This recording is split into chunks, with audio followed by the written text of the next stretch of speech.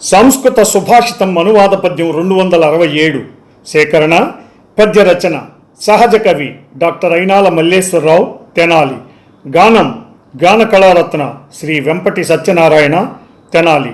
ప్రోత్సాహం గీతాబంధు శ్రీ గోలి లక్ష్మయ్య గుంటూరు.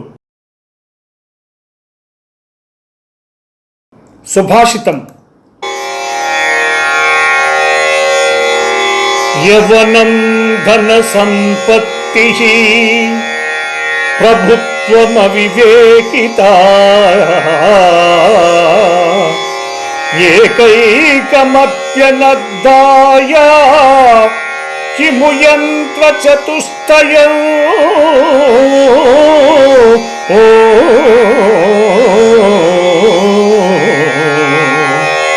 భావం: యవనము, ఐశ్వర్యము, అధికారము మరియు అవివేకము ఇవి ఒక్కొక్కటి అనర్థాన్ని తెచ్చిపెడతాయి. ఈ నాలుగు ఒక చోట ఉన్నట్లయితే ఇక చెప్పవలసిందేముంది?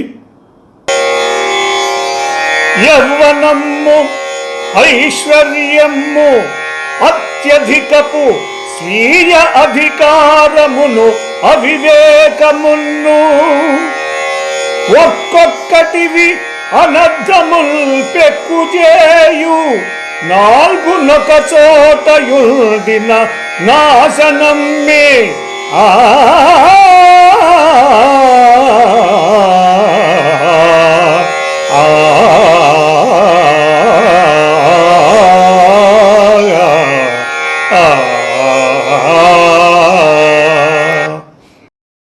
ఈ ప్రోగ్రాంపై మీ యొక్క అభిప్రాయాన్ని లైక్ చేసి కామెంట్ రూపంలో తెలియజేయండి.